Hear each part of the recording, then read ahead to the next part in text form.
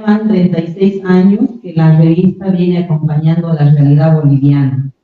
Y en este proceso ha procurado y procura que el lector haga un cuarto intermedio en sus reflexiones y posturas, y así pueda permitirse escuchar y dialogar con otros puntos de vista.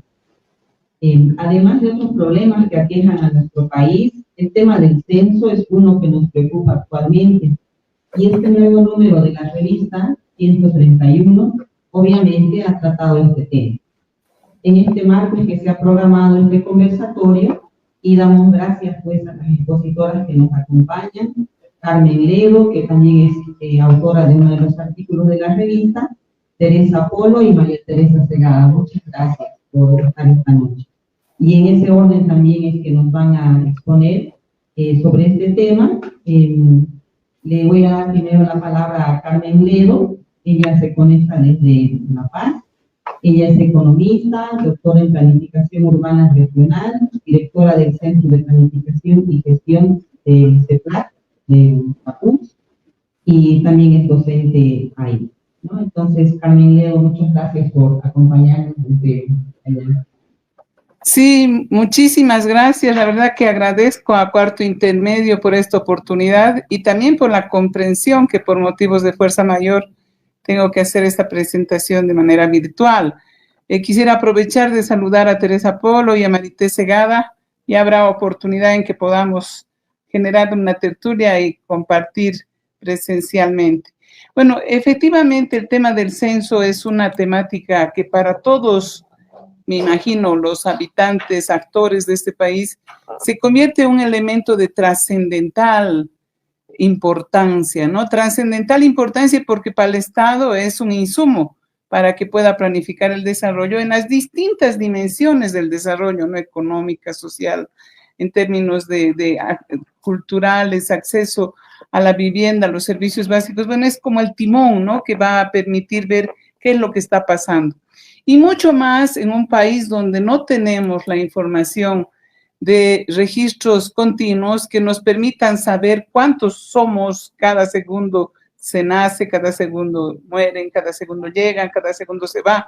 Entonces hablamos de la dinámica demográfica y el censo nos ayuda a tener justamente diríamos, un artificio matemático para tener el universo, ¿no? Ese universo que tanto queremos saber, ese universo que de una o de otra manera va a permitir ver qué es lo que está pasando con el país. ¿Estamos creciendo, no estamos creciendo? Si es así, ¿por qué? ¿Cuál es el factor que ayuda a entender? Por otro lado, es fundamental también ver de que otro de los requisitos es que para cada uno de los habitantes del país tenemos la información individualizada. La tercera condición tiene que ver con el carácter obligatorio y secreto, que eso también es un tema fundamental, porque de una o de otra manera nosotros, ¿cómo vamos a pedir al Estado que planifique si no entregamos información de calidad?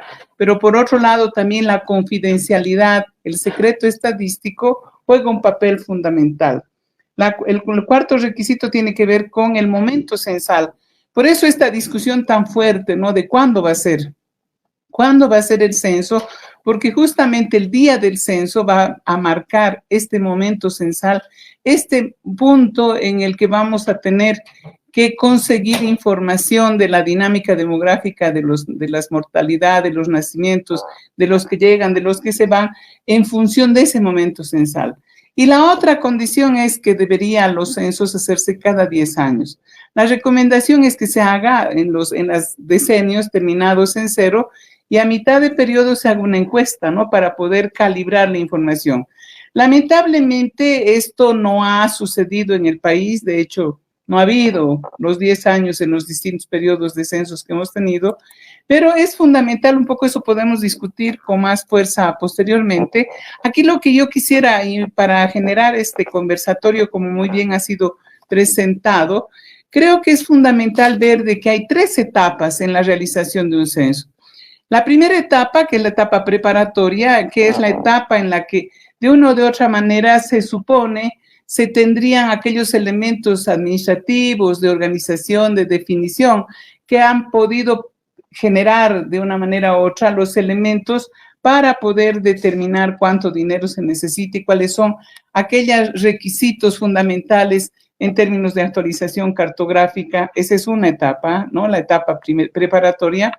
Luego tenemos el momento censal y la etapa post-censal. Poquito vamos a tratar de mostrar qué significa hablar de la etapa preparatoria, que es donde estamos un poco entrampados, porque se supone que efectivamente, a diferencia de otro tipo de situaciones que sucedían en el pasado, ya hay una base de datos. Ahora efectivamente esa base de datos tiene que ser actualizada.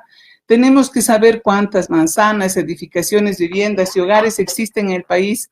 Necesitamos conocer cuál va a ser la versión final del cuestionario. Me imagino la prueba piloto, el plan de empadronamiento, el plan de tabulaciones. ¿Cuál va a ser el personal de trabajo de campo que va a llevar adelante esta tarea tan importante? ¿Cuántos y cómo van a estar organizados? Bueno, hay un montón de cosas que en realidad se requiere tener previo para poder planificar y organizar y entregar, no solamente definir la cantidad de personal, sino entregar materiales y también movilidad a la gente, ¿no? El transporte. Luego, la segunda etapa, que es el momento del censo, es ya de una manera u otra ya nos permite tener estos elementos ya de levantamiento mismo de los datos, y la etapa post-censal, que también está en discusión y vale la pena un poco reflexionar, porque si bien es cierto que el periodo post-censal se está hablando de que va a ser todo digital, lo cual parece interesante, pero hay variables que no pueden ser escaneadas de manera digital. Estoy hablando fundamentalmente de todas aquellas variables que tienen que ver con la ocupación, particularmente la ocupación principal y la rama de actividad económica, que en el mejor de los casos a 8 dígitos requiere un proceso de codificación y posterior digitación. Y una etapa fundamental, la crítica, la validación, la consistencia, de tal manera de tener una base de datos numérica y ojalá integrada a una base de datos espacial, ¿no? Por eso estamos hablando de la importancia de la cartografía, porque de una o de otra manera esto nos va a permitir entender, comprender, ver qué es lo que ha sucedido, cómo hemos avanzado, qué es lo que está pasando en el país. Otro elemento que es fundamental y que es posiblemente motivo también de discusión tiene que ver con el tipo de censo. Bolivia, todos los censos que ha desarrollado desde ya los que podríamos decir tienen un registro de 1950, 76, 92, 2001, 2012 han sido censos de hecho.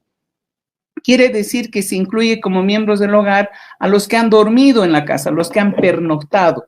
Ahora, efectivamente, hay una cantidad de discusiones que se tiene al respecto, porque hay mucha gente que habla de la circularidad migratoria y bueno, sabemos que de hecho la apropiación de nichos ecológicos son parte de nuestra idiosincrasia. De hecho, la movilidad humana forma parte de los elementos particularmente de nuestra población. Sin embargo, ese elemento no es posible modificarlo con un censo de hecho. Muchos de los países de América Latina están trabajando con censos de derecho o de jure que permite incluir como miembro del hogar al que no está en la casa, al ausente. Eso nos ayudaría en partes a mitigar este riesgo, ¿no? de la población que no se encuentra en el lugar. De una o de otra manera se dice, ahorita estamos entrampados en el tema de la actualización cartográfica, pero hay una cartografía, y hay una cartografía que, bueno, que tiene problemas, es evidente. Este es un ejemplo de lo que significa poner sobre una imagen de satélite lo que es la cartografía censal. Es cierto que hay que calibrar, hay que generar ajustes que nos ayuden a poner en orden dónde están las manzanas, pero eso ya con el avance de la tecnología no es ninguna dificultad. Ahora, efectivamente, esta necesidad de integrar la base de datos numérica con la base de datos espacial es sumamente importante porque esta discusión tan complicada del tema de los límites, y el censo no tiene en realidad el mandato del censo no es resolver los problemas de límites, pero trabajando al nivel de la unidad manzana, por ejemplo, luego se podrían sumar las unidades geográficas a OTBs, a la unidad de análisis que veamos por conveniente. Lo importante, creo, es ver cómo hemos ido cambiando, ¿no? De hecho, en el caso cochabambino, la situación es muy compleja, porque de la metrópoli cochabambina de 18,000 hectáreas que se tenía el año 2012, el año 2022 estamos superando las 33,000 hectáreas, que era algo que se había pensado que se iba a llegar recién el año 2036. Entonces hay necesidad de esta articulación, de esta base de datos numérica con la base de datos espacial, porque eso nos va a permitir ver qué es lo que está pasando, dónde se van gestando estos ruidos que el Estado tendría que de una manera u otra escuchar para poder gestar acciones en materia de reducción de riesgos o de reducción de vulnerabilidades. Entonces, lo ideal sería que podamos entrar a la página web y poder un clic y decir dónde se están produciendo estos, por ejemplo, es el mapa de la emigración de bolivianos a la Argentina, dónde están, dónde vive la gente. Entonces, se podrían hacer una gran cantidad de cosas trabajando a nivel de distritos, de zonas, de manzanos, al nivel que quisiéramos. Eso sería ideal, sería lo más rico que nos podría acontecer. Otro de los temas, y que yo guardo la esperanza, por eso estoy presentando, de hecho, cuando uno trabaja con el INE, lo que normalmente nos dicen es de que no se puede aumentar ninguna pregunta porque cuesta mucho dinero. Y justamente para evitar de que nos nieguen el hecho de incorporar preguntas nuevas, es que me parece que es necesario realizar pequeños ajustes en las preguntas que ya están insertadas en las distintas versiones de las boletas, pero que nos ayude a tener y calibrar lo que es la información de estas 3 unidades de análisis: la vivienda, los hogares y las personas. De una o de otra manera, lamentablemente, solo el censo 76 ha permitido tener realmente estas 3 bases de datos, ¿no? Vivienda, hogares y personas. Sensiblemente en los otros momentos censales no se ha confundido entre vivienda y hogar, pero esa será, ojalá, una reflexión a la que podamos de una manera u otra llegar.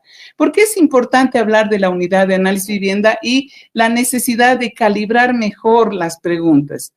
El censo 76 no mezcló Casa, Choza y Pauichi.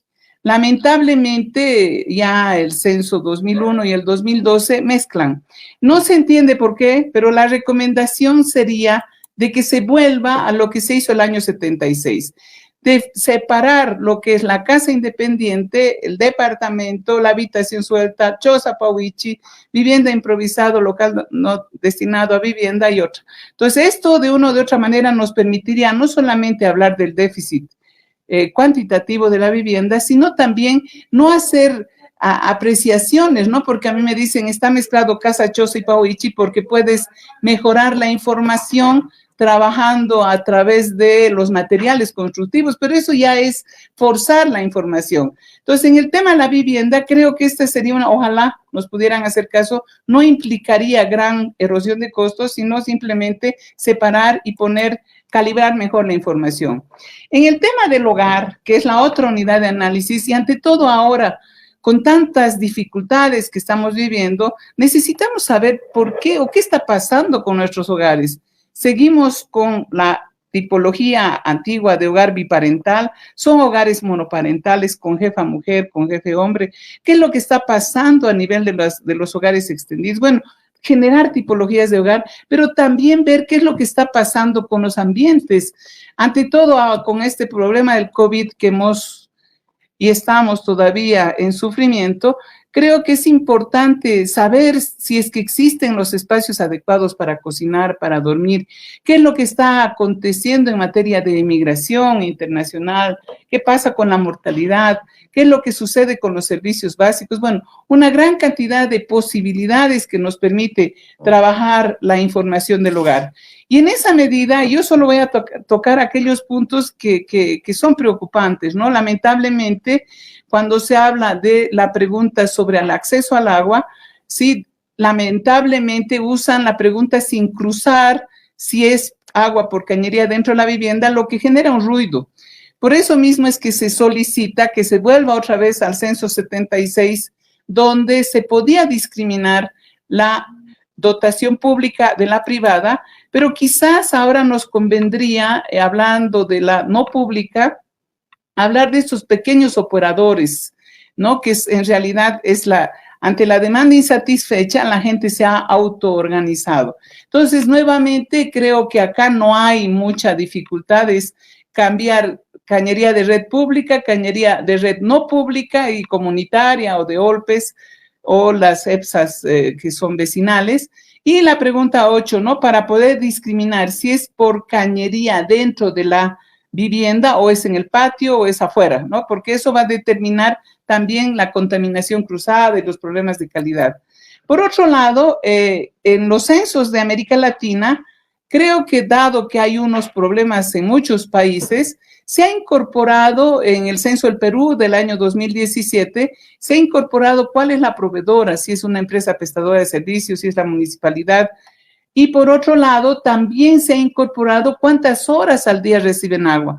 Esto yo creo que para el caso cochabambino, ante todo, donde tenemos serios problemas de no solamente por la posición geomorfológica de la ciudad, sino por la cultura del tanque, nos ayudaría a entender qué es lo que está aconteciendo con una temática que tanto se dice el derecho humano al agua, pero creo que ese derecho humano es solamente para un grupo reducido de gente. Entonces, en el tema agua, ojalá pudiésemos sensibilizar. Otro de los problemas que con el COVID estamos viviendo es todo el tema de la virtualidad, ¿no? Estamos ahora, yo aprovechando la gentileza de Cuarto Intermedio, estoy usando la virtualidad para poder transmitir mis preocupaciones.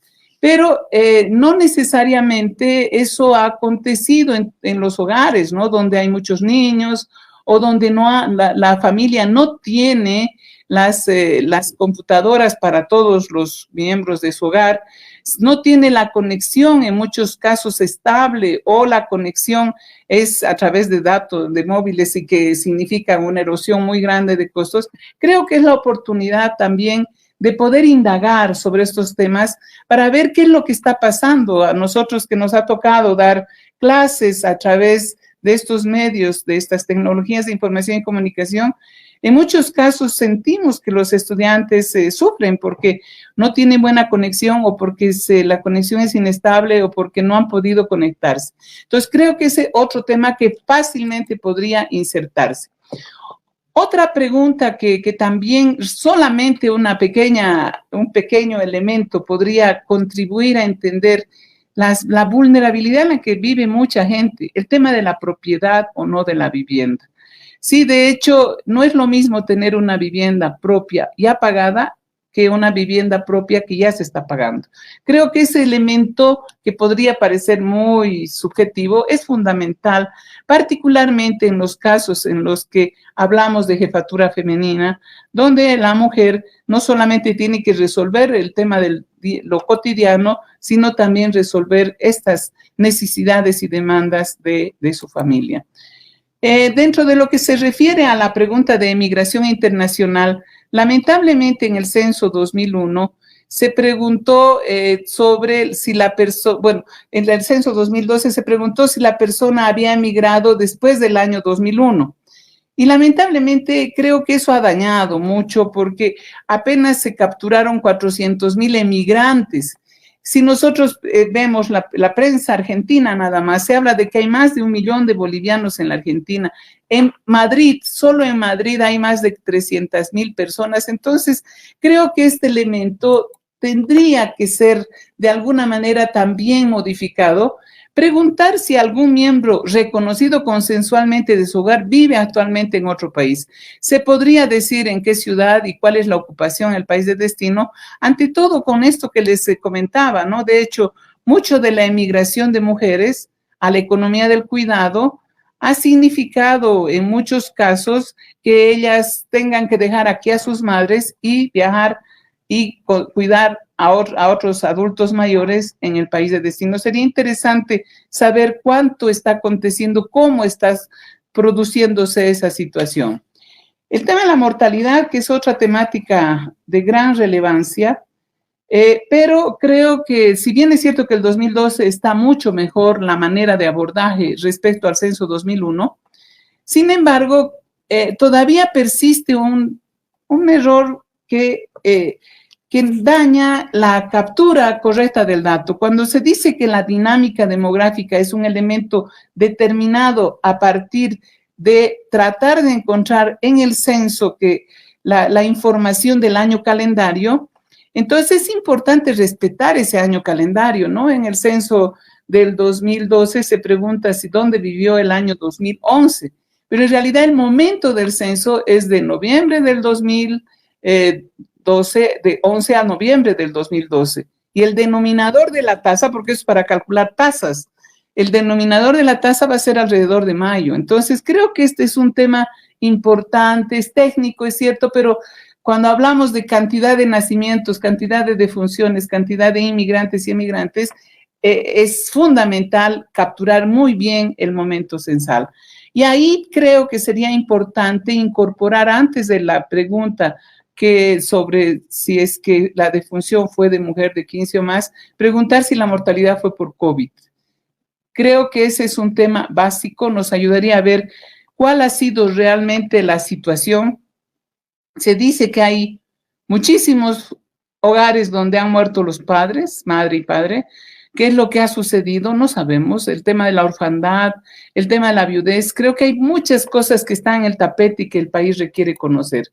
Por otro lado, aunque parece muy subjetivo, la pregunta sexo es una pregunta nominal. Pero yo no entiendo por qué le cambiaron el hombre. Uno mujer, dos hombre, cuando históricamente uno era hombre y dos era mujer, porque no en el fondo no es que el orden va a determinar más o menos importancia. Esto ha hecho mucho daño porque hay muchos programas estadísticos que trabajan con códigos y que asumen directamente uno hombre, dos mujer. Entonces, yo creo que no haría daño volver a la codificación antigua. Finalmente, en el tema de la salud, creo que más que nunca, por la crisis sanitaria que vive el país, es fundamental indagar que si tuvo COVID, ¿dónde fue? ¿Quién le atendió? ¿Cómo le atendieron? Porque ese es otro tema clave. En muchos casos, lamentablemente, no sabemos si ha sido por falta de atención o porque, lamentablemente, la situación de la pandemia fue determinando distintos temas de vulnerabilidad y desigualdad. En la pregunta sobre migraciones internas e internacionales, creo que deberíamos volver a las recomendaciones antiguas, ¿no? De partir en dos la pregunta lugar de residencia a una fecha fija anterior al censo. Dividir entre cuál fue su lugar de residencia anterior y cuánto tiempo hace que vive o retornó a esta localidad. Que eso nos ayudaría a ver la estacionalidad, la cantidad de migración que existe en los distintos periodos, bueno, una gran cantidad de cosas que serían fundamentales. En la pregunta fuerza laboral y empleo, yo no entiendo por qué le omitieron a los cesantes y a los aspirantes las preguntas relativas a la ocupación, a la categoría ocupacional y a la rama. Esta es una barbaridad, porque creo que el Estado sería bueno que sepa dónde están produciéndose los niveles de cesantía y dónde aspiran ante todos los jóvenes, dónde quieren insertarse. Creo que es simple, es simplemente modificar el salto de pase, nada más. Y podríamos tener una información valiosísima que nos ayudaría a entender, incluso a generar emprendedurismos que ayuden y que acompañen, que vean lo que los jóvenes necesitan. También, dado la situación en la que se vive en el país, de hecho hay muchas ciudades dormitorio, ante todo vemos que en el caso cochabambino, de los 2 millones de viajes diarios que hay, 1 millón vienen a la ciudad, entonces a la ciudad de Cochabamba. Entonces es importante ver en qué municipio trabaja, cuáles son esas características que nos permitirían de una manera u otra generar, ¿no?, estas aproximaciones de la doble residencia y bueno, y tantas discusiones que hay sobre ese tema. En el tema de categoría ocupacional, dividir lo que son los obreros, diferenciar de los empleados, esto, bueno, son cosas que parecerían que no son tan importantes, pero para construir un estrato socioocupacional no es lo mismo un obrero que realiza trabajo manual que un empleado que realiza trabajo no manual. Y la otra pregunta que yo recuerdo, y seguramente Teresa también, cuando estudiábamos demografía, se decía que nunca se debería poner soltero primero, sino última categoría. Son pequeñas cosas, pero espero de que sirvan y que si podemos tener la oportunidad de incidir en el personal del INE para que puedan ellos escucharnos, sería divino que puedan realmente, a través de estos pequeños cambios, mejorar la calidad de la boleta. El éxito de un censo, de cualquier trabajo de campo, es la gente. Ese es, porque en realidad esto tendría que ser un proceso de capacitación continua. El censo del 76 es catalogado como uno de los mejores censos de América Latina porque justamente trabajaron maestros, porque estuvo gente que de una forma u otra entendía los conceptos. Entonces creo que aquí el INE a mí un poco me preocupa porque ellos siguen insistiendo que van a ser los estudiantes de colegio. Preocupa porque hay muchos conceptos que los jóvenes necesitan aprender y que, por lo tanto, deberíamos tener una convocatoria abierta a maestros, a estudiantes universitarios, un curso de instrucción fuerte y la evaluación y selección. No todos tenemos las habilidades, pues habrá que elegir al mejor grupo humano que permita realmente tener un levantamiento de calidad. La selección de padronadores es algo central. Y es algo central y por eso mismo es de que como universidad nosotros pensamos de que deberían los estudiantes universitarios, bueno, San Simón tiene 80,000 estudiantes, la San Andrés 90,000, la Gabriel René Moreno. De hecho, en el 60% de la concentración demográfica de este país, en las 4 grandes ciudades, hay un volumen de estudiantes que podrían fácilmente ser capacitados y tener las habilidades para un levantamiento adecuado. La otra cosa que también sería recomendable ver es de que en realidad cada censo debería tener su historia, ¿no? Sobre cómo fueron los resultados del trabajo de campo, qué dificultades hubieron, cómo se puede evaluar ese trabajo de campo. Estamos diciendo el censo 76 es catalogado como el mejor de América Latina porque la omisión censal no superaba el 6%, pero es un orgullo, ¿no? Es un orgullo, pero eso sería bueno saber qué es lo que ha pasado con los otros censos, es fundamental.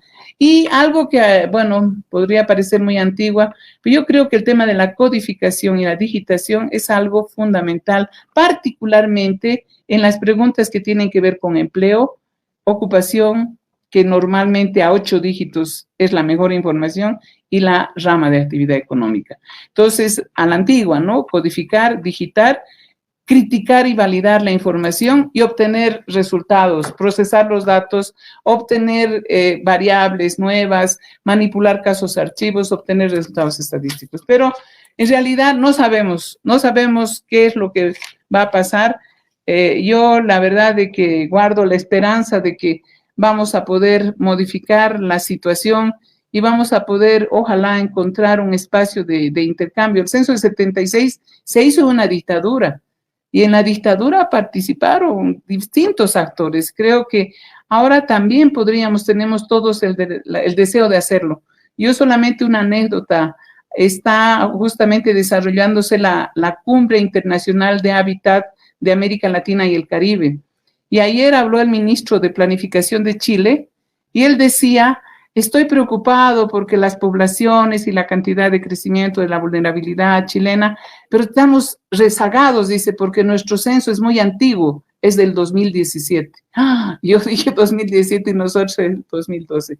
Muchísimas gracias, un gustazo inmenso y voy a estar atenta a escuchar a mis colegas su presentación.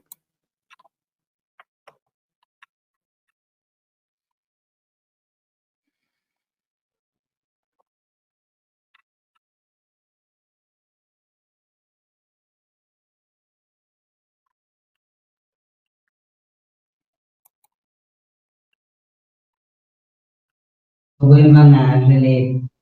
Bien, ahora le vamos a dar la palabra a Teresa Apolo. Ella es economista, es consultora independiente, ha trabajado en el INE, ¿no, Teresa?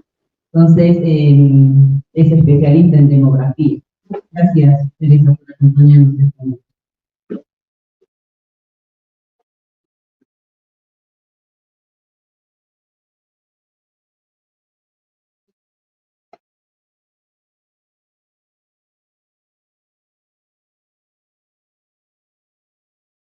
Buenas noches a los organizadores, muchas gracias por la invitación, también a los asistentes, saludar a Carmen, que está acompañándonos de manera virtual, y a Marité. Es un gusto realmente compartir con estas dos mujeres que fueron profesionales tan reconocidas. Bueno, yo voy a referirme simplemente a la importancia del censo, Carmen ha sido bastante exhaustiva en el tema de las preguntas.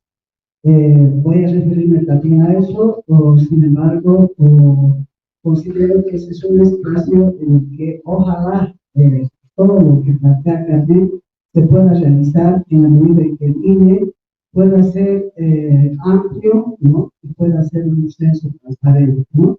Porque realmente en los temas de lo que son las preguntas y el tema de la boleta censal, yo creo que a estas alturas ya debería estar más o menos concreto, se deberían corregir los problemas que hubieron en los momentos de hoy con los censos anteriores, principalmente en el censo de 2012, y deberíamos ya tener un espacio de socialización con especialistas en el tema. Creo que las observaciones que hace Carmen al tema de la boleta censal son muy pertinentes y ojalá podríamos tener el espacio necesario para poder compartir estas preocupaciones de Carmen y también de nosotros poder tener una boleta que realmente responda a las necesidades de la gente. Bueno, yo me voy a referir, primero voy a decir que es un censo, ¿no? Un censo es una actividad estadística que hace, que recopila información de toda la población, ¿sí? La característica del censo es precisamente la universalidad que tiene, y acá se refirió a una serie de características de los censos, y esta universalidad hace que se recoja información de toda la población, de todas las personas, de todos los hogares y de todas las viviendas existentes en un país. ¿Sí? Ahora, no se puede leer, yo voy a seguir nomás por también el censo nos permite conocer dónde estamos, cuántos somos. Primero, cuantifica la cantidad de gente que existe en un territorio determinado, tanto a nivel país, departamental, municipal, inclusive territorios menores. Nos permite saber dónde estamos, es decir, la distribución espacial de la población, dónde se encuentra la población concentrada, dónde hay la población dispersa, etc. Por otra parte, nos permite saber quiénes somos, si somos hombres, mujeres, si somos, qué grupo de edad nos encontramos, qué tipo de estudio tenemos, a qué tipo de salud accedemos, y en el tema de ocupación, por ejemplo, si somos económicamente activos o no, y dónde, en qué actividad económica nos insertamos. Y nos permite tener un diagnóstico de lo que tenemos, es decir, de todas las necesidades actuales que tiene la población, y también nos permite, a partir de este diagnóstico, saber qué necesitamos, cuáles son las necesidades de la población. Esos son los objetivos en realidad del censo. Posteriormente voy a referirme a la importancia de la información censal. El censo es sumamente importante, ¿no? Porque primero nos permite conocer la dinámica topográfica. Carmen ha hablado del acceso a la natalidad, la comunidad y la migración. Estas tres tareas demográficas tienen un comportamiento en el tiempo y es un comportamiento dinámico. Entonces, a través del censo vamos a poder nosotros ver cuál es el comportamiento de estas variables, y este comportamiento nos va a permitir conocer, por ejemplo, los cambios poblacionales. Por eso se llama dinámica demográfica. La población no es estática, va cambiando en el tiempo. Por ejemplo, hacia el año 1976, que es el dato de repente más antiguo que tenemos, atrás del 50, ¿no? La población boliviana era eminentemente joven. ¿Qué significaba eso? Que la mayoría de la población, casi el 42-45% de la población era menor de 15 años, ¿no? En el tiempo esto ha ido cambiando debido a los cambios principalmente en la fertilidad, disminución de la fertilidad, una disminución de la mortalidad, ¿no? Y actualmente, debe ser un poco menos inclusive ahora, con el censo de 2012, la población menor de 15 años alcanzaba el 20%. Y los adultos mayores en el censo del 76 eran aproximadamente entre 3 y 4% de la población, y actualmente esta población es aproximadamente el 6%.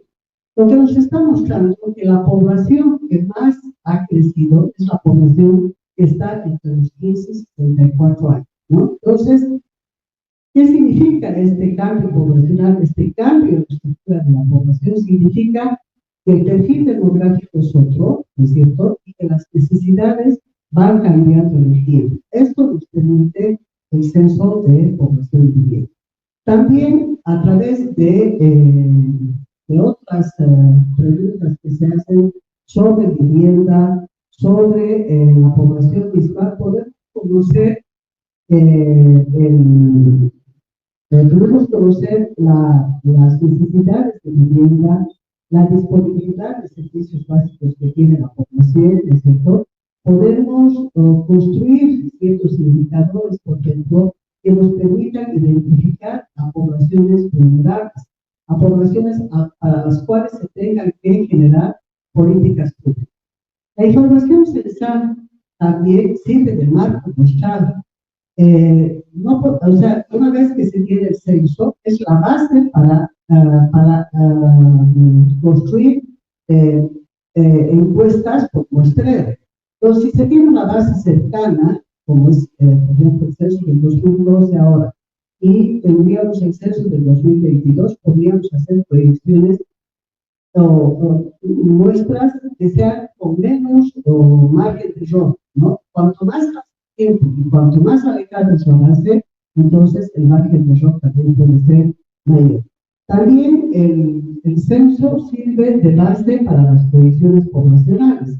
Podemos proyectar la población por lo menos para 10 años, y estas proyecciones pueden ser a nivel global y también se pueden proyectar a niveles de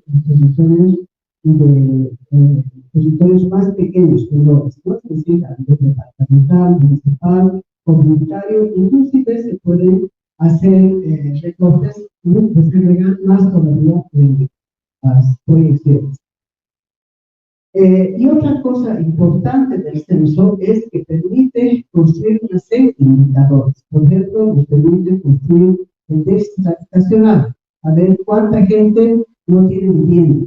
Nos permite construir tasas de mortalidad, tasas de fertilidad, tasas de migración, tasas de participación en la actividad económica. Nos permite conocer el nivel de desempleo, el nivel de ocupación, una cantidad de indicadores que se pueden hacer con la información censal.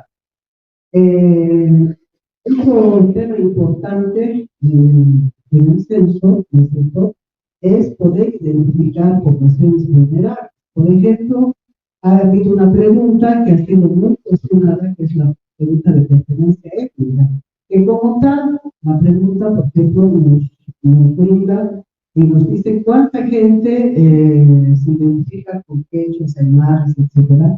Sin embargo, si esta pregunta se puede cruzar con otras, por ejemplo, como servicios básicos, como preguntas de vivienda, como preguntas de educación, podríamos encontrar, por ejemplo, que aquellas poblaciones como los niños, la carencia, etc., son los que tienen mayor carencia, por ejemplo, de servicios básicos, tienen menores niveles de educación, podríamos cruzar con niveles de mortalidad, de fertilidad, y observar entonces diferencias sustanciales, ¿no es cierto?, en estas poblaciones, y esto para generar políticas públicas. Entonces, el censo realmente es el insumo básico para la planificación y desarrollo.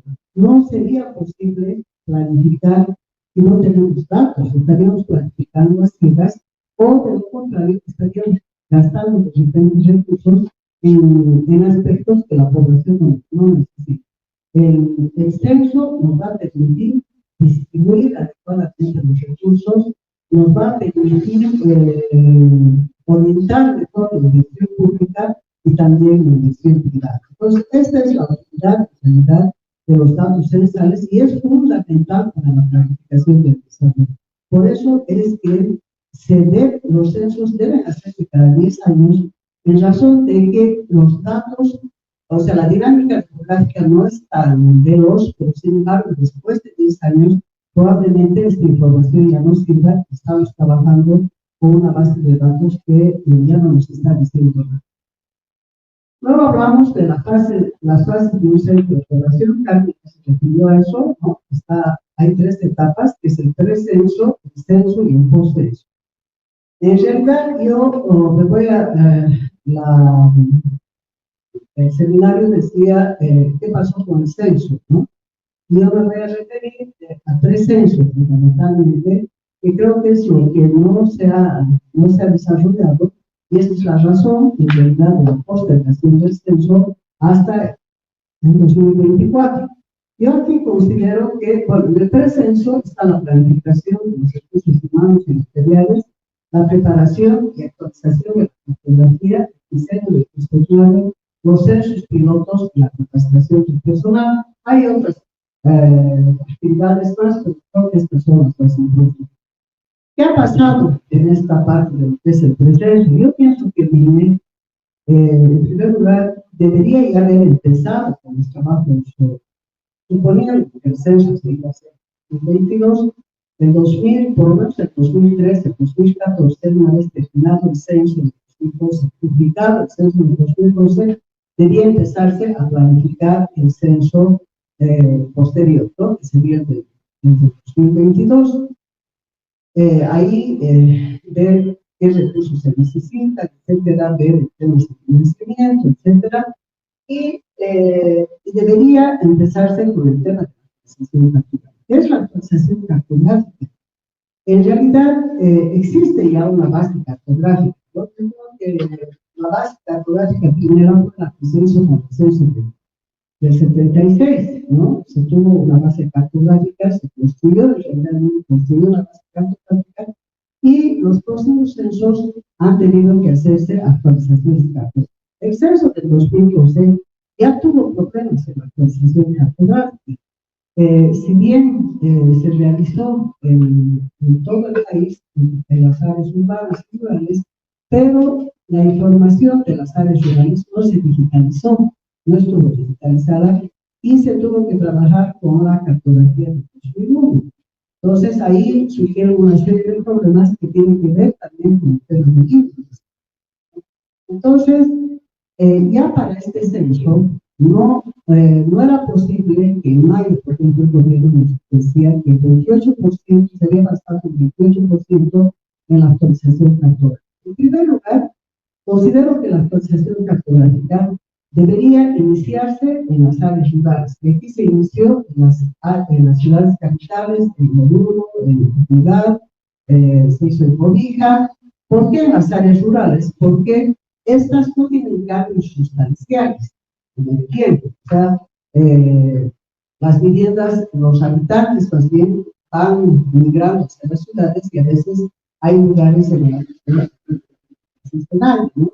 Entonces, y eso no tiene un cambio tan rápido como tienen las áreas urbanas. Y las áreas urbanas deberían actualizarse más cerca al momento sensato. Yo pienso que el INE no hizo absolutamente nada con respecto a la cartografía, ¿no? Debería haber digitalizado el levantamiento cartográfico del censo de 2012, y pienso que el problema radica ahí. Una actualización cartográfica no es una tarea fácil, es una tarea corta. Es una tarea que por lo menos lleva unos 3 años. Ayer estaba mirando, por ejemplo, lo que ha pasado con el censo de Paraguay, que también debía ser, se ha hecho este año 2022, y ellos iniciaron su actualización cartográfica en 2018. Entonces yo pienso que aquí, como saben que lo INE, ¿no? Y en este momento, yo creo que el cuello de botella es la actualización cartográfica, porque no sabemos realmente si hay ese avance o no hay ese avance, porque viene hasta el momento no ha presentado ni ha presentado los avances para poder decir en qué fecha se va a hacer el censo. Sin embargo, creo que con la cartografía ya existente sería posible llegar a hacer el censo.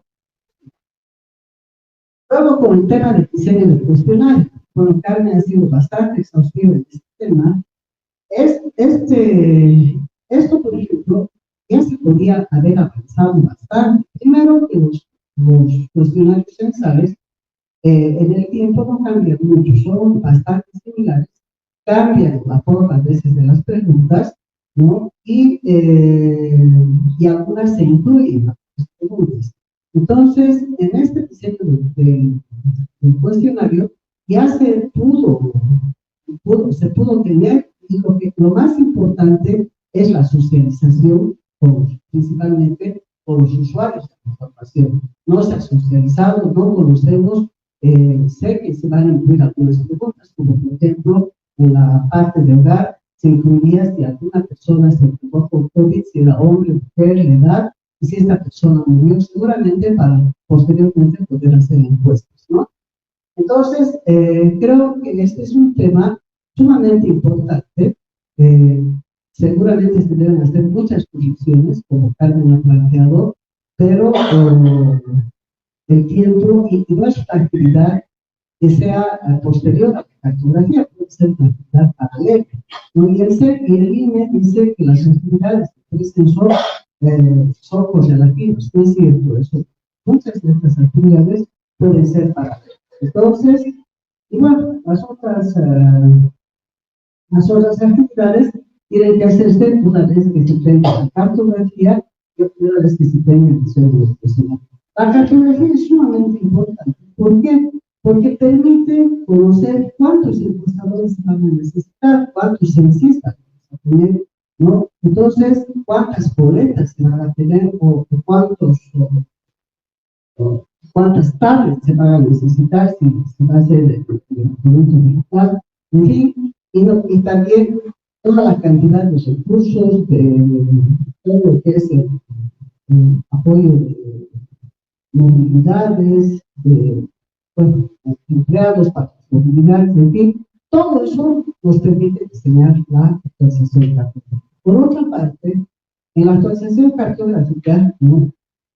Si bien se tiene información secundaria, ¿no? Que son las imágenes satelitales, se tienen los catastros de las alcaldías, etcétera, es importante y es necesario, ¿no es cierto?, que se haga el trabajo de campo, que los actualizadores vayan casa por casa, y seguramente con el avance de la tecnología, la captura de esta información es mucho más rápida y se podrían acortar tiempos.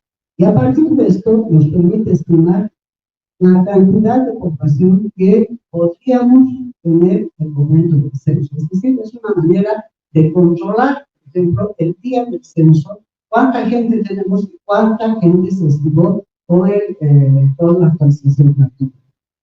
Bueno, después viene el momento del censo y viene posteriormente el post-censo, que ya es la crítica, la publicación, es el procesamiento de la información y la publicación de resultados, ¿no? Un censo que no se publica, no sirve absolutamente para nada, ha sido bastante exhaustiva en esta parte, ¿no?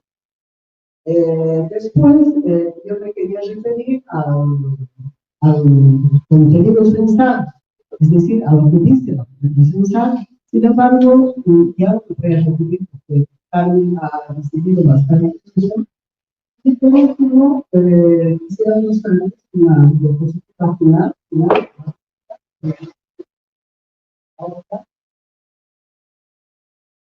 Pero primero, después de una diapositiva que nos está mostrando cómo ha evolucionado la población desde el año 1976 hasta el 2012, inclusive hay una proyección hasta el 2030, ¿no?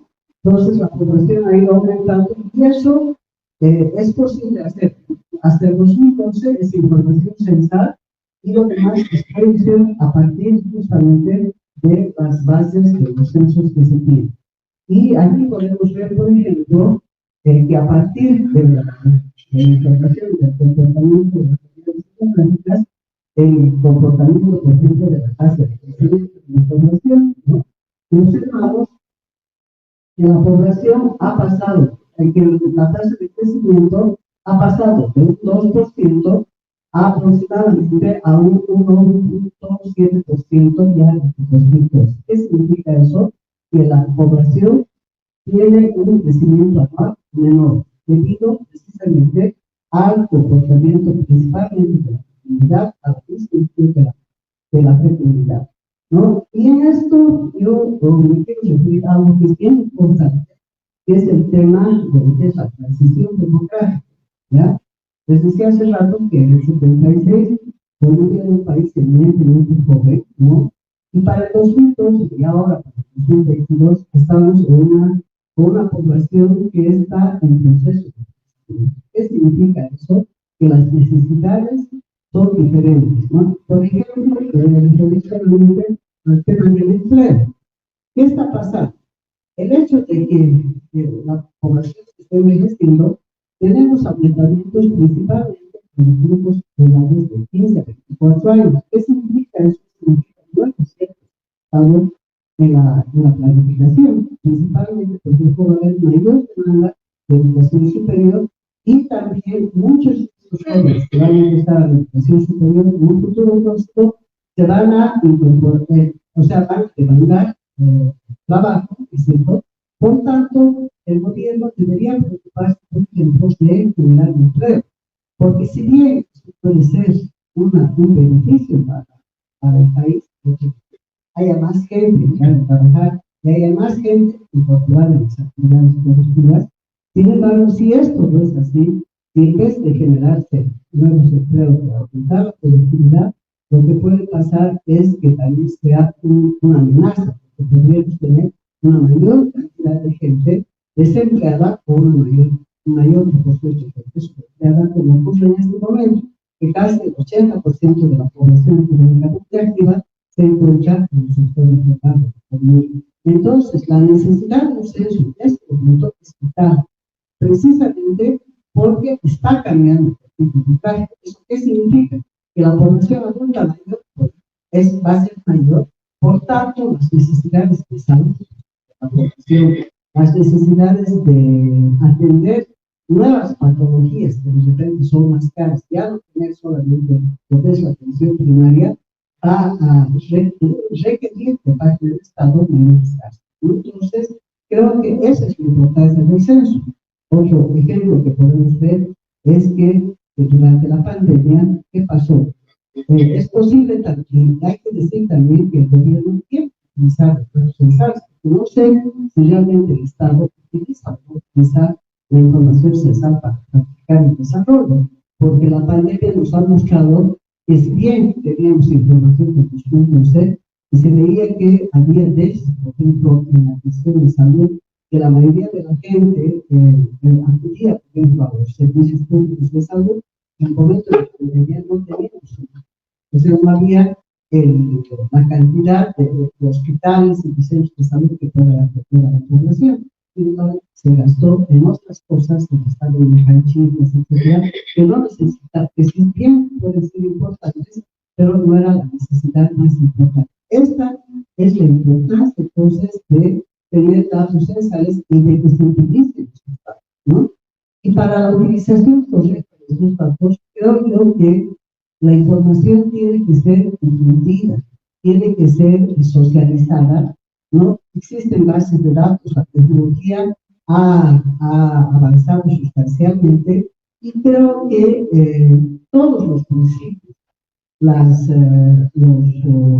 gobiernos municipales, los gobiernos departamentales, los técnicos de estas instituciones deberían capacitarse en el manejo de bases de datos para poder tener la información y poder planificar adecuadamente su desarrollo, ¿no? En eso creo que la universidad, por ejemplo, esta línea es un grupo de formación en Cochabamba, ¿no? Ha estado capacitando a los técnicos municipales para que se pueda utilizar esta información. Y esto es un derecho y es una necesidad que la información sea socializada no solamente a nivel de comunicaciones, sino a nivel de lo que son la disponibilidad amplia de las masas. Por esto te lo envío, muchas gracias.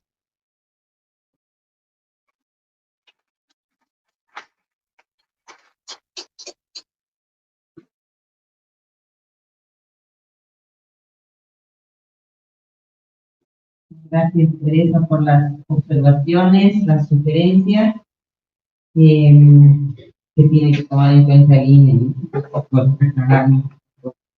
Bien, ahora la vamos a escuchar a María Teresa Segada, ella es socióloga con maestría en ciencias políticas, doctora en procesos sociales y políticos en América. Es miembro del directorio del Centro de Estudios de la Realidad Económica y Social del CERES, docente en la Simón y también en la UCD. Y bueno, antes ha sido también miembro del directorio de la revista, así que seguro que viene con mucho cariño. Gracias, Marité, por acompañarnos. Bueno, muchas gracias por la invitación. Yo he tenido el privilegio de ser parte de la publicación de varios números de esta revista, como decíamos, con Celia Arizares, como nuestra guaguita, porque ha estado en nuestras manos en nuestra banda mucho tiempo y luego ya pasó a La Paz y bueno, ha continuado afortunadamente. Es muy raro hablar de una revista 130 en nuestro país, ¿no? Normalmente el número 20, 30 colapsan las revistas y es realmente un logro seguir con esta publicación, ¿no? Entonces es para mí muy especial comentar esta noche de la revista. Y bueno, ha sido muy interesante escuchar a mis colegas, a Carmen y a Tere. Creo que han dado un panorama muy general, muy interesante sobre los aspectos, sobre todo técnicos del censo, y nos hacen poner los pies sobre la tierra respecto a qué está pasando, ¿no?, con el censo, como dice la pregunta del evento. ¿Por qué hay esta pelea en este momento? Parecemos entrampados, tenemos la sensación en Bolivia de que no podemos ponernos de acuerdo en nada, ni siquiera en un censo, que aparentemente es un instrumento técnico, como lo han dicho ellas, es un insumo para conocernos, los bolivianos, y poder planificar nuestras políticas. Parece algo absolutamente obvio, pero no es así. ¿Y por qué no es así? Por dos razones fundamentales. La primera es porque estamos en Bolivia en un contexto todavía muy polarizado. La crisis del 2016, 2019, que aparentemente se resolvió de alguna manera con el ciclo electoral 2020 y 2021, en realidad no ha culminado. Seguimos en un país enfrentado. Y las formas que asume ese enfrentamiento son diversas.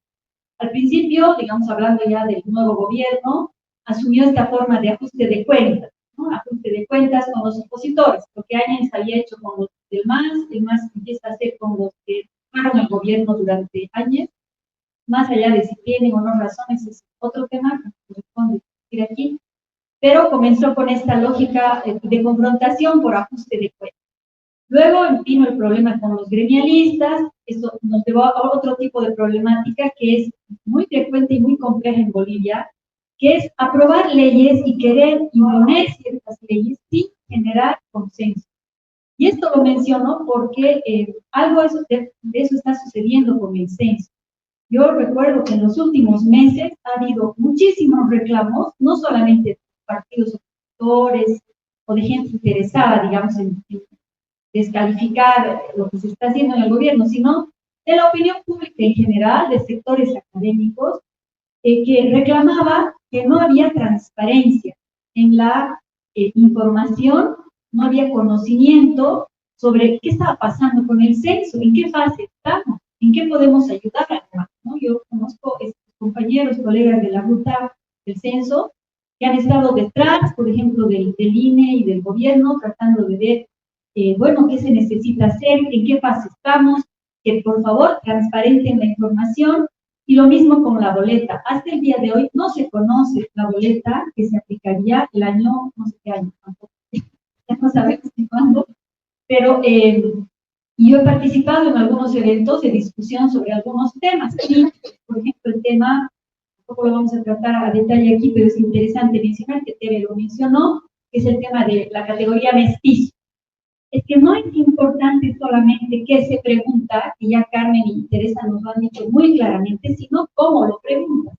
La misma pregunta del tema étnico, si ustedes se fijan, en el 2001 éramos 62% de población indígena, y el año 2012 hemos bajado a 42%. ¿Qué ha pasado? ¿Cómo ha desaparecido esta población? Bueno, son las preguntas que nos hemos hecho todos estos años. No ha desaparecido la población. es que la identidad es un proceso dinámico y hoy día puedo decir, yo pertenezco al pueblo indígena porque mis ancestros eran, y de aquí a unos años, los jóvenes, por ejemplo, que migran, dicen, bueno, ya me he desprendido de mi identidad indígena y no me identifico con ninguno, por ejemplo, o sea, depende de cada uno, de cómo responde uno también a este. El cómo preguntan, cuento aquí una anécdota que deben conocer ustedes. Yo doy clases de historia en sociología en la San Simón y, claro, revisamos información de la historia republicana, entonces me he encontrado con varios censos del siglo XIX, de inicios del siglo XX. Y, por ejemplo, es muy curioso ver cómo en esos censos, cuando uno mira los resultados, las categorías, digamos, de pertenencia social son así en la pirámide, ¿no? Se preguntaba con estas categorías: blancos, mestizos, indios y salvajes. O sea, no pueden ustedes creer que en un censo haya la categoría salvajes. Pienso por la cantidad de pocos salvajes que había en Bolivia, que se refería a estos pueblos étnicos del oriente, ¿no? Los chiriguanos que daban mucha guerra a los aymaras y quechuas, pero es que es una locura pensar cómo de importante es cómo se pregunta y cómo se clasifica la formación. Lo que ya mis compañeras han explicado con tanta solvencia, ¿no? Respecto a las preguntas. Entonces, esta falta de transparentar el proceso, de compartir con la ciudadanía qué se estaba haciendo, de aceptar la ayuda de entidades como las universidades, que se han brindado de muchas maneras para colaborar en esta fase técnica, bueno, ha hecho que el censo se convierta en otro factor polarizante, ¿no? Luego del conflicto de los gremios, entonces ha venido el conflicto un poco entre territorios, ¿no? Santa Cruz versus, digamos, el oficialismo, que ha tomado muchos rostros, y además no es una disputa nueva, es una disputa muy antigua, pero ahora se ha puesto al censo, que debería ser un instrumento técnico para todos, que nos beneficie a todos, y sin embargo está totalmente politizado en este momento, ¿no? Y ejemplos de ello es bien fácil encontrar en los discursos. El otro día el presidente Arce dijo, quieren usar el censo como una plataforma política. Él lo dijo el presidente. Evo Morales dijo, el censo y el conflicto de Adecoca son factores que quieren propiciar el golpe de Estado en Bolivia, otro golpe de Estado, ¿no? Mientras los opositores, los cívicos, han hecho incluso un paro por el censo. O sea, parece una medida desproporcionada, ¿no? Están haciendo un paro por la fecha del censo, digamos, es desproporcionado, pero está sucediendo que es un tema que está absolutamente politizado, ¿no? Y por último, la la oposición ha estado denunciando permanente falta de transparencia, etcétera, y una sombra de desconfianza en cómo se está manejando el proceso del censo y además cómo van a salir los datos. Por eso es importante lo que mis colegas explicaban, porque los datos no pueden ser datos manipulados, no pueden ser malos datos, tienen que ser útiles, no es cualquier cosa hacer un censo. Sabemos que el presupuesto para el censo ya está, no es un tema de dinero, porque ya ha habido un préstamo que se ha hecho del BID y de otra entidad más, ya se han garantizado los recursos, no es un tema de dinero, es un tema de ponerse de acuerdo. Yo coincido con Teresa cuando dice, ¿qué nos pasa? Hay cosas que son imprevistas y hay que responder. Ya está muy bien, se entiende que no se reaccione a algunas cosas como gobierno, por ejemplo, un paro, un conflicto de cualquier tipo, pero un censo que de acuerdo a un decreto supremo, no sé si es una ley del año 92, se ha establecido la necesidad de que cada 10 años haya un censo en Bolivia, y eso es lo recomendable a nivel internacional, o tal vez en periodos más cortos, no lo sé.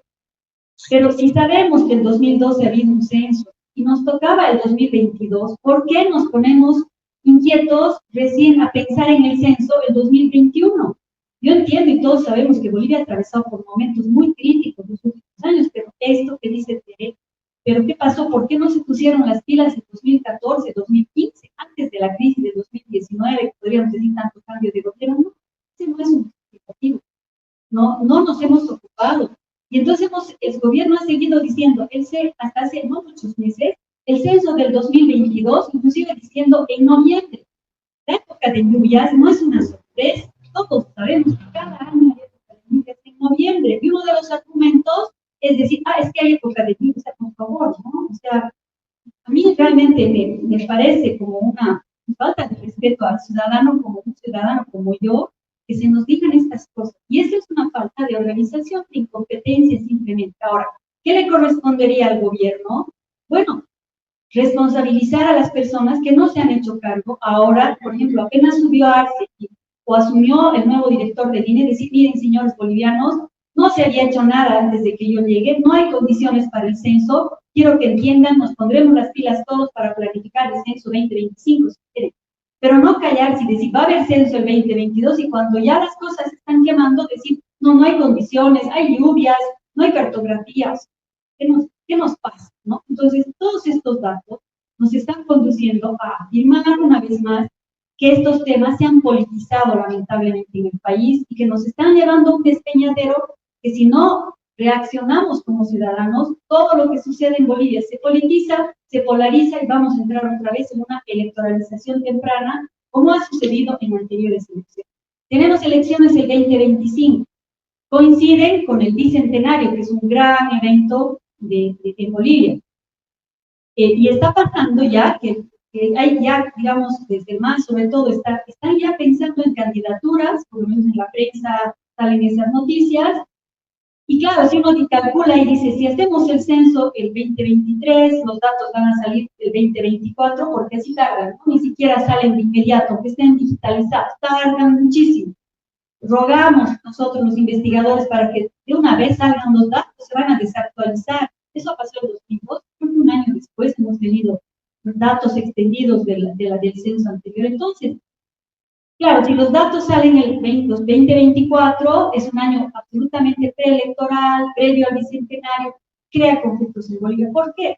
Porque detrás de esta polarización política que estamos hablando y de estos temas de voluntad y de no tomar previsiones, digamos, para el censo hay un tema más complejo que también es político, y son las disputas que hay por los recursos en Bolivia, que han enfrentado históricamente a Oriente y Occidente, que han significado durante los últimos, no sé, tal vez los últimos 100 años o unos 60 años, el cambio del eje económico en Bolivia del occidente al oriente. Hemos vivido de la minería, ahora estamos viviendo del gas, hidrocarburos, la agroindustria, etc. O sea, verdaderamente ha habido un cambio en el eje. Y seguramente todo eso se va a verificar además en un censo, porque también ha habido una migración absolutamente importante a los polos que están generando empleo en Bolivia, que son Santa Cruz, y el otro polo que no se ha mencionado, que es importante mirar y causa mucha curiosidad, es el Alto, ¿no? Es una población, un lugar que ha cambiado muchísimo en términos de composición socioeconómica y étnica, y está dando muchísima, como digamos, como les diría, es muy interesante analizar en Bolivia este nuevo polo que se está creando en el Alto. Y seguramente vamos a dar la sorpresa que probablemente sea la tercera ciudad de Bolivia, ya no se han escuchado. O la segunda, dicen algunos, por la cantidad de población que tiene, no lo sé. Pero entonces necesitamos mirarnos a nosotros mismos y ver sociológicamente qué ha cambiado en Bolivia. Sin embargo, detrás del censo está la redistribución de recursos por regiones, el famoso pacto fiscal que nunca se ha llevado a cabo y debería haberse hecho después del censo 2012, porque nadie quiere hacerse cargo del problema entre territorios, municipios, departamentos, regiones, etcétera. Y está también el tema político, que es la asignación de escaños, ¿no? Se supone que si Santa Cruz ha crecido demográficamente, tendrá más representantes en la Asamblea, lo cual significa la recomposición de las fuerzas. Entonces, son temas críticos, no es casual nomás, no es un tema técnico por el cual no está sucediendo, no se está llevando a cabo esta importante tarea y este importante desafío que hay en Bolivia. Ya hemos tenido problemas en la historia reciente por las asignaciones de recursos. La primera ley que implicó asignación de recursos fue la Ley de Participación Popular. Después el famoso diálogo nacional, ¿no? Y con el IDH de nuevo ha entrado en polémica este tema de, bueno, ¿a quién se asignan los recursos y con qué criterios se asignan los recursos? ¿Será como nos decía la colega, a las necesidades realmente vamos a ir? ¿Cómo vamos a hacer para asignar esos recursos? Y siempre hay quien pierde y quien gana. Mi colega y mi amigo Carlos Hugo Molina muchas veces nos ha dicho en los espacios de ANF también que tenemos de diálogo, nos ha dicho, por favor, yo he hecho estudios en Santa Cruz sobre Bolivia, proyectando la población proyectando los desplazamientos poblacionales que hay en Bolivia, y es muy preocupante, porque la proyección que él tiene al 2030 y peor al 2050 es que Santa Cruz va a acaparar, no estoy segura, para no, digamos, confundir, pero como el 70% de la población. Entonces, la ciudad de Santa Cruz acapararía el 70% de la población urbana de Bolivia. Entonces, eso genera un desequilibrio muy grande. Y en su proyección también muestra una suerte de desertificación, o sea, de desierto, ¿no? En áreas como, bueno, Chuquisaca, que está muy despoblado, Oruro, incluso Potosí, ¿no? La gente está migrando en busca de trabajo y son departamentos que se están quedando vacíos y sin actividad económica. Entonces, un censo nos va a ayudar también a ver cómo hacemos como políticas de Estado un repoblamiento de los departamentos del país para que no existan estos desequilibrios que traen problemas, no es nomás que felices los de Santa Cruz. ¿Cómo hacen para proveer servicios a toda esta nueva población, por ejemplo, a dar educación, salud?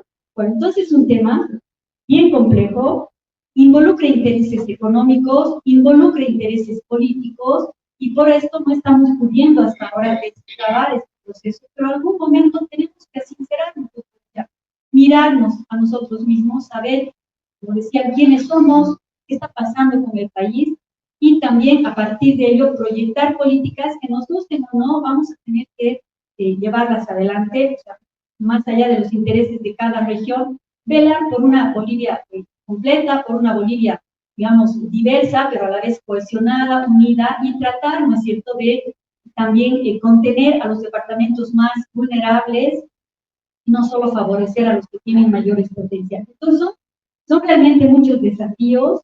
Esto quizás ayude un poquito a explicar qué está pasando y por qué estamos en una situación así. Y creo que como ciudadanos también nos convoca, por eso invito a leer la revista para informarnos más, a estar informados, a participar de estos procesos. Ojalá el gobierno realmente transparente este proceso, nos permita a nosotros, como han hecho, como hemos hecho hoy, ¿no?, opinar sobre la boleta, sobre el proceso, sobre cómo avanzar, y haya una responsabilidad compartida sobre este gran desafío. Bueno, yo me quedo aquí, muchas gracias.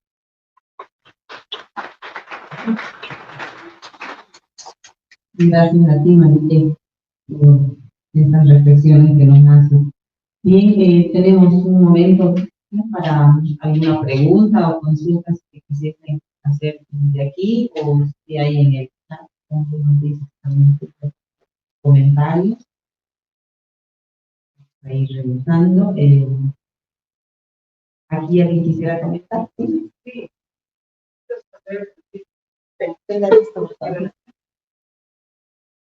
Quiero saber, así como construir este índice cartográfico y cuán importante es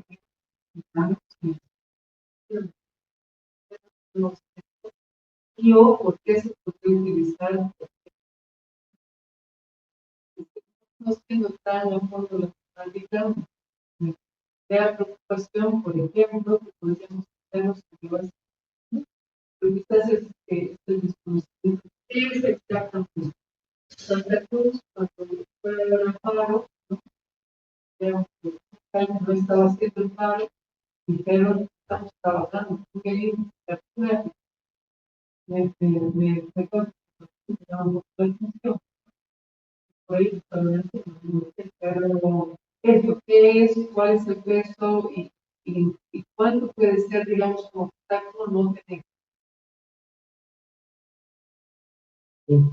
No sé, quizás Teresa, quisieras contestar.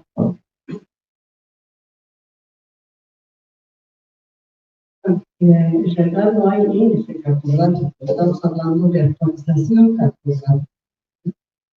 Y no podemos utilizar la actualización cartográfica o la cartografía del mundo. ¿Por qué?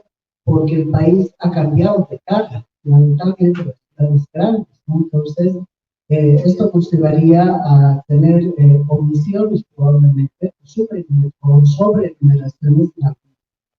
Entonces, es de suma importancia, de vital importancia, hacer una actualización cartográfica para hacer un censo.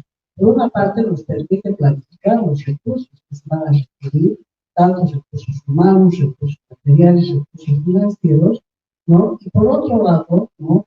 Nos permite no cometer errores de cobertura. O sea, si uno tiene una buena cartografía, o sea, con la cartografía el país se segmenta, se divide censalmente, ¿no? Hay los segmentos, los sectores, las zonas, etc. Y se puede tener, por ejemplo, la cantidad de empadronadores que se necesitan. Un empadronador tiene que hacer un segmento el día del censo. Eso significa que son alrededor de 20 viviendas que debe hacer. Entonces, si no sabemos, por ejemplo, para asignar a los empadronadores a una determinada zona, tenemos que saber cuántas viviendas y cuántos hogares hay en esa zona. Por ejemplo, voy a decir Cochabamba. Cochabamba en 2001, la ciudad de Cochabamba, ¿no? Tenía la mayor, o sea, no tenía esta cara que tiene ahora, cualquier cantidad de edificios. De repente, en una cuadra teníamos que asignar un empadronador, pero ahora para un edificio tenemos que asignar hasta 6, 7, 10 empadronadores, ¿no es cierto? Entonces, por eso es importante tener la estación cartográfica para poder, en el momento del censo, levantar la información adecuadamente y no tener errores. Gracias. Aquí viene la pregunta.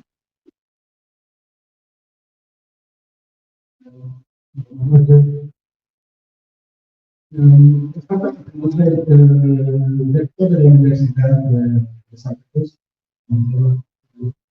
Él ha presentado un plan que sí se puede lograr el 2023 del censo. No sé si ustedes lo han realizado, conocen, la institución hace también. No sé si ustedes si es posible realizar el censo.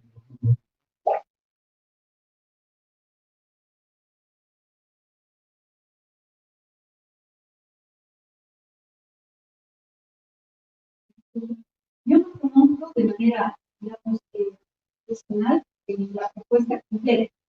He visto en la prensa, mucha gente, algunas ideas que les han lanzado sobre esto, y ellos confirman que realmente se podría hacer. Pero no sé, yo no podría responder, yo no creo que son probablemente aspectos más técnicos a estas alturas que ya están atrapando y entorpeciendo la administración del sur. Pero a mí me da la impresión de que lo que está faltando es un acuerdo.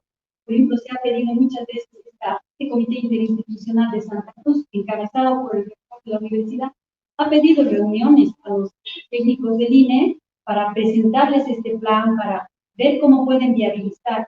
Y no se ha logrado concertar nada desde este momento. Entonces, a mí me da la impresión de que más allá de las razones técnicas, no sé cuánto tiempo necesitará para una actualización cartográfica, porque no sabemos en qué estado está, ¿no? Unos dicen está al 10%, otros dicen está al 28%, otros dicen no, ya hemos avanzado, no sabemos. Y además, como hay tantos actores involucrados, los municipios participan, los departamentos participan, participa el gobierno central, entonces es muy confuso el panorama. Yo creo que lo que correspondería a este rector con su comité, hacer un informe al país, ¿no? Abierto, porque de transparentar estamos hablando, indicando realmente, o sea, exponiendo sus ideas y mostrando a la población lo que ellos dicen, demostrando, ¿no? Se puede hacer con estas condiciones, pero tampoco lo han hecho. Entonces, por eso este panorama está muy fuertemente contaminado, no solo por parte del gobierno y los partidos opositores, ¿no? Sino también estas entidades que están jugando roles que nos están desinformando de alguna manera.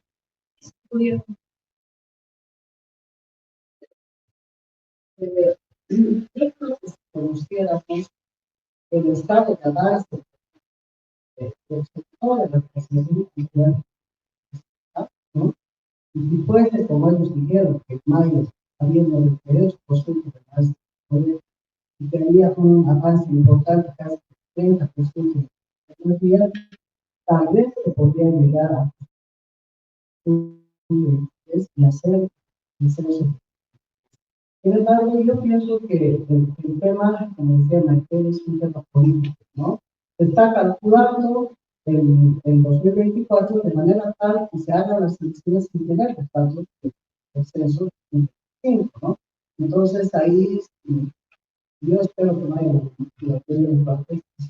Yo he estado en el INE, he estado en el INE, he estado en el INE, y creo que el INE ha brindado la información que se requiere. Entonces, espero que no.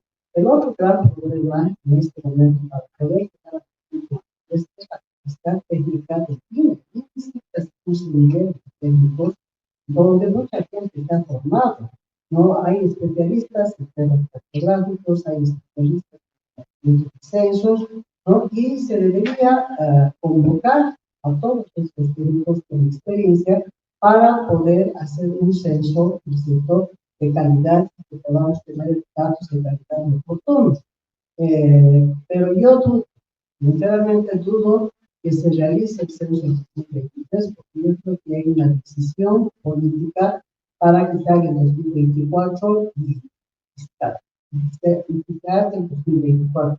Sin embargo, creo que si nos ponemos las pilas, se viene transparenta la información que tiene, hay el concurso de las universidades, de los municipios que tienen bases cartográficas, catastros, etcétera, tal vez podríamos romper este botella y poder realizar, creo que la mejor fecha es junio, por el hecho de que no es época de lluvias, no, pues tal vez se podría realizar en este junio.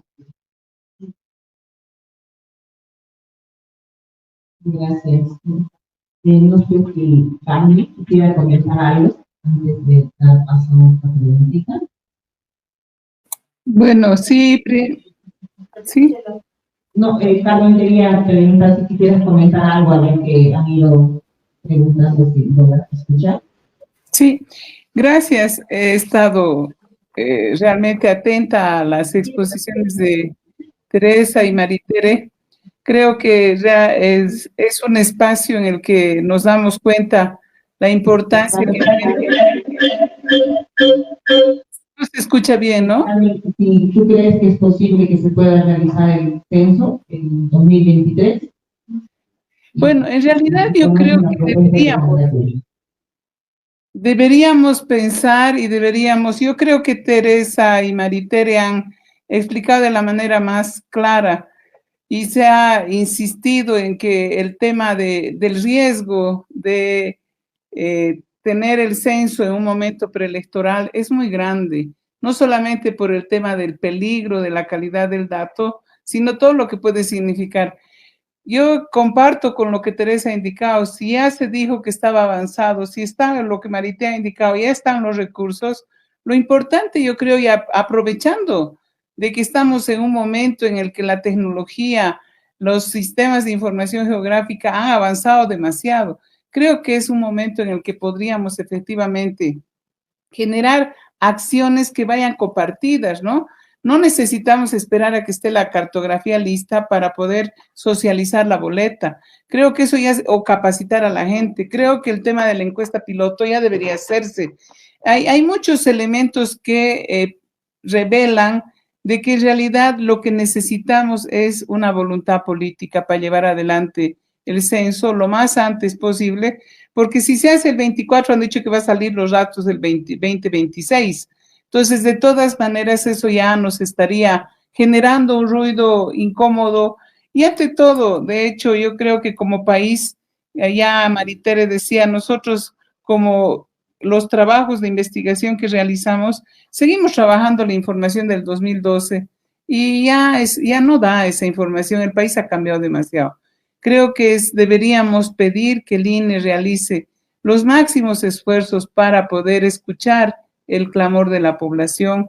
Creo que hay muchísimas posibilidades de poder llevar adelante. Igual el préstamo, imagínense, el préstamo está, el dinero está. Entonces no es un tema de recursos, yo creo que es un tema de voluntad. Y la verdad de que para el país sería, yo creo que la mejor señal de que efectivamente queremos hacer un censo no político, llevar adelante. Bueno, y entre junio y septiembre del 2023 yo creo que podría llevarse adelante esta actividad. Agradecer y felicitar a Tere, a Maritere. Realmente creo que hemos podido compartir y también coincidir en muchos puntos. Creo que este tipo de conversatorios ayudan un poco a mostrar la importancia del censo más allá de los intereses políticos. Muchas gracias.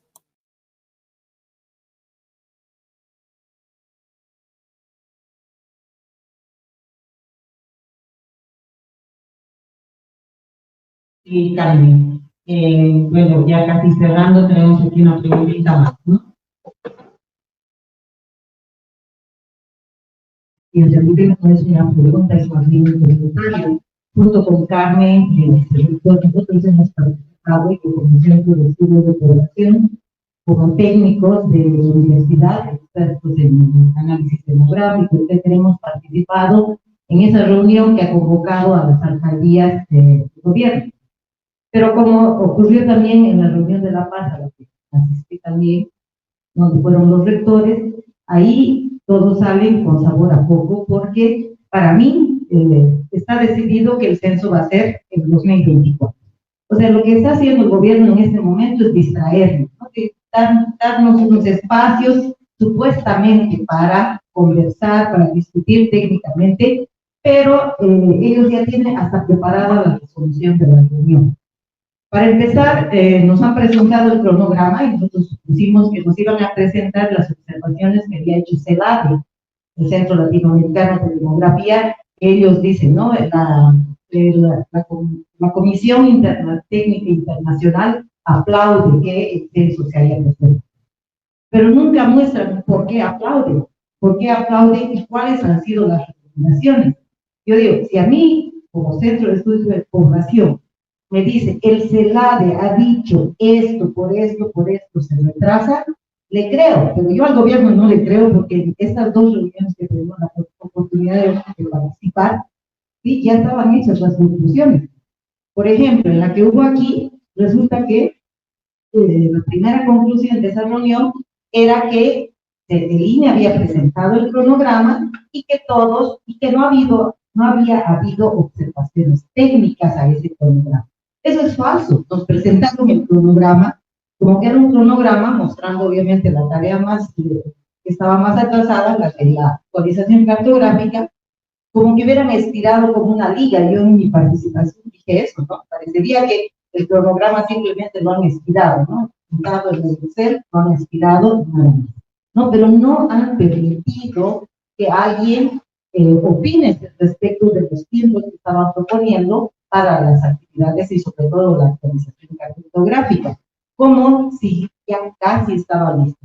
Eso en el 2016, ahora resulta que de la noche a la mañana, ese programa de actualización cartográfica especialmente, resulta que se estira 2 años, ¿no? Entonces, la Universidad Mayor de San Simón ha hecho la propuesta de hacer la actualización cartográfica con drones, ha hecho una propuesta técnica.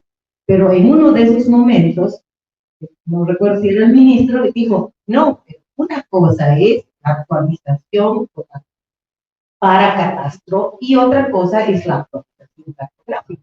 Efectivamente se parecen, pero aquí hay un elemento fundamental que requiere tiempo, y es que se tiene que hacer el recorrido, tiene que haber personal que recorra las manzanas y cuente cuántas personas hay. Que eso no se puede hacer con drones, efectivamente.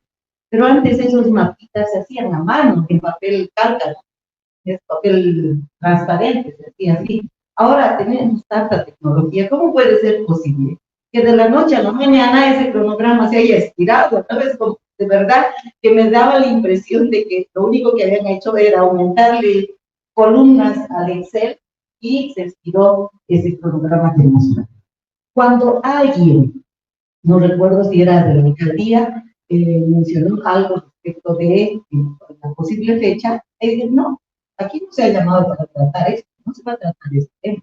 Entonces, ¿qué estamos haciendo? Nos están haciendo simplemente perder el tiempo, ¿no? Distraernos, y también la boleta es cierto, hay que hacer ajustes, pero lo que yo creo que está más avanzado es la boleta, porque el 90% de la boleta, el 75%, ya está prácticamente hecha. Es información portable, las preguntas se han probado en años, etc. Eso es lo de menos.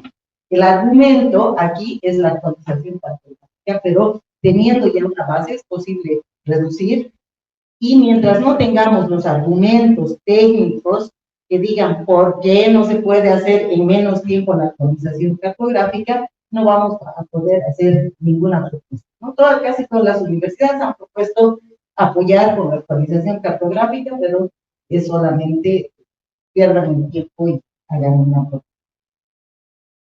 Gracias, qué pena. Bueno, vamos cerrando ya este evento, este conversatorio. En un par de minutitos pues les voy a dar la palabra por si quisieran decir algo más y ya vamos terminando. ¿Vale? No, muy rapidito, simplemente celebrar este número de la revista, darle al censo una cabida. A mí me llamó la atención que recibir, dedicar la revista al censo, pero merece eso y mucho más por lo visto, ¿no? Y creo que, bueno, nos va a servir para informarnos a todos, y felicito esta iniciativa y agradezco, siempre se aprende mucho en estos eventos. Yo quiero agradecer a Secretario por la invitación y la oportunidad de estar hacer el censo y una sociedad también de estar muy molesto respecto a los que presenta el censo, la no transparencia del INE respecto al proceso Miriam. Aquí está mirando, nos están invitando a los universitarios, a las alcaldías, solamente para ganar una decisión que ya está dada, ¿no? Entonces, creo que como sociedad civil deberíamos exigir la realización del censo de 2023 por la necesidad de información que se tiene y por la vigencia también de la democracia, porque por otro día no olvidamos democráticos en el censo y con otras cosas, ¿no? Solamente, muchas gracias. Gracias. Carmen, unas palabritas para ya. Sí, agradecer profundamente a Cuarto Intermedio y también a Tere y Marité. Creo que ha sido un espacio. Me voy a pedir pues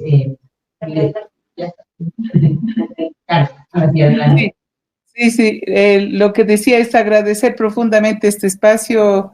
Tere, Marité, creo que hemos logrado mostrar la importancia que tiene realmente el mirar este evento tan trascendental para el país como un evento que se requiere llevar adelante más allá de cualquier interés político. Creo que felicitar a Cuarto Intermedio por esta posibilidad y bueno, como Marité ha dicho, 131 números realmente es un reflejo de la importancia y la profundidad que tienen. Esperemos de que podamos seguir conversando. Guardo la esperanza de que podamos incidir todavía en la modificación de la rigidez en la que muy bien ha dicho Miriam, ¿no? Hay una rigidez respecto a las decisiones. Esperemos que por el bien del país y por el futuro y por todos nosotros, por todo este país que requiere con urgencia que se lleve adelante este evento de tanta trascendencia, ojalá el INE pueda reflexionar. Muchísimas gracias, felicidades y espero que podamos encontrarnos pronto. Gracias.